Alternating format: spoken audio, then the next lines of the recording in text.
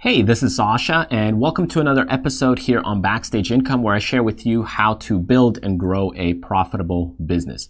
Now, in today's episode, I want to share with you how to create a content piece that's successful. So if you're creating content, whether it's on your blog, YouTube, whether it's on your Instagram, Facebook, or maybe even Twitter, but it's a little more difficult with the character spaces on Twitter, and how you can really use that as a formula to get the customer moving from one step to the next, to the third, to the fourth, and have a successful formula that works in just about every single time. So let me share with you this formula. So if you're struggling to create content pieces, here's a little step-by-step process that you can use in a simple way to generate and create more content successfully, that's effective, and connects to your audience better.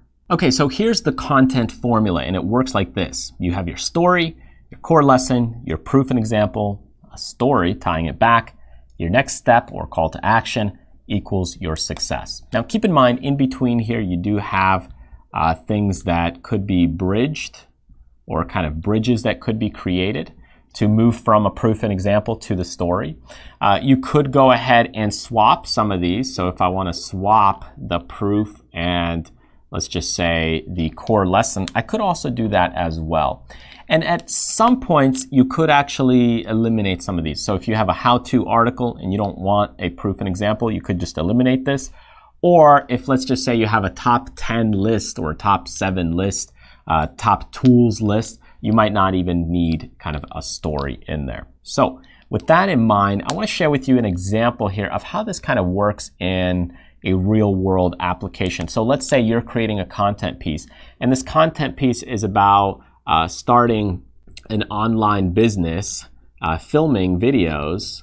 So you're filming with limited or kind of no cash. Okay, so you don't have a lot of money or limited amount of cash flow.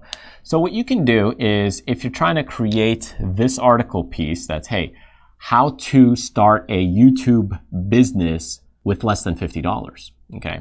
So what you do is you go ahead and you start with a story, you get into a core lesson, proof and example, story, next step, and that creates your success. So how does this work? Well, what you could do is the story lines up for the core lesson. So all of these really work together. So let's say you were filming your dog, and this is how you personally discovered it, and you were filming your dog with your smartphone. You realize, hey, I don't need a fancy camera like all the other YouTubers. I could just film things on my cell phone. And that works for me because I like being on my cell phone. So what you did was you filmed your dog playing around, and you say, hey, well, you know, I don't need a DSLR. I don't need a fancy camera. I could just make videos this way. And that's how I could start my YouTube business for cheap. So now you don't have the camera expense. I could do it outside. I don't need the equipment, the backdrop, the lighting, just use natural lighting. And now I'm able to get going and get started. So you tell them the story here. This is your story of filming your dog, how this was all created. And then you could get into the core lesson or the proof. You could say, hey, this is how I did it. Here's my proof.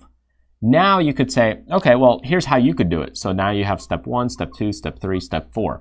So take a look. I don't have the backdrop. I don't have the lighting. I'm just outside here filming, and that's how I'm able to do it. But if you do want to buy things, well, here's all the things that you need. Step 1, step 2, step 3. If you want to buy lights, you know, that might be $50. If you want to buy a fancier mic, that might be, you could get this one for $30, and you could get this backdrop or just get a picture for $20 or $10 at Goodwill or a garage sale. So now for, let's just say, less than $100, you could go ahead and kind of create your studio or setup, and it's not that expensive. So that could be your proof, or you could do it in a how-to process for your core lesson.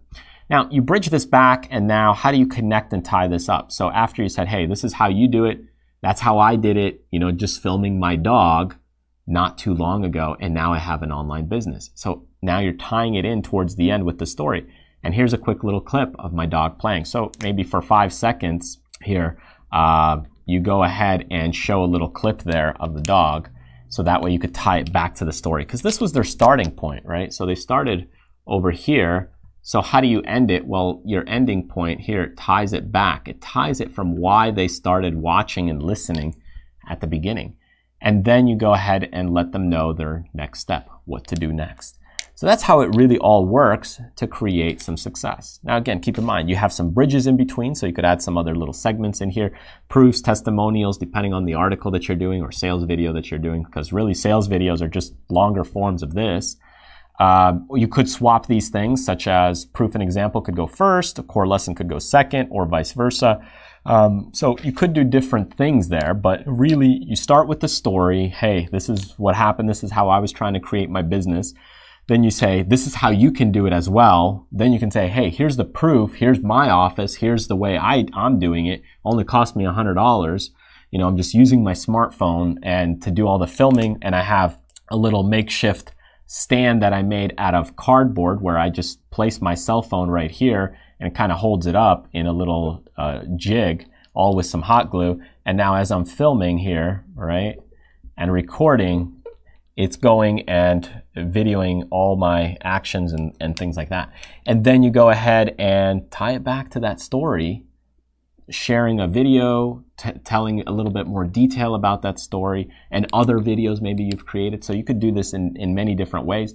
And then you go ahead and tell them the next step. This is your call to action, as they would call it, or your next step of what you want them to do next. Whether it's sign up to the newsletter list, whether it's, hey, check out my other clip, my other video.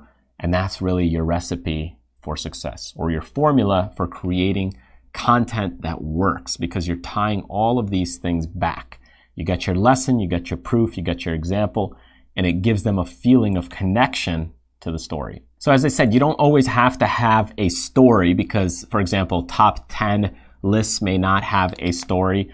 Short content forms may not have a story. Maybe you're trying to compress a video that's shorter, or a blog piece that's shorter. So in that case, you might just compress things a little bit more and leave out a few of these. But overall, if you have this kind of flow and process, it allows the human mind to go from one thought to the next to the third, kind of in a nice flow pattern, kind of like water that just flows down the river, rather than hopping around all over the place and the thoughts then get jumbled up. So having consistency and having kind of a procedure and step-by-step process where the brain is just flowing to the next step rather than having to do a big leap is really what it's all about. And that's really where advanced sales letters go with and how they're created, is that you got proof and examples, you got a story of this guy, then hey, here's another feature, here's how that works.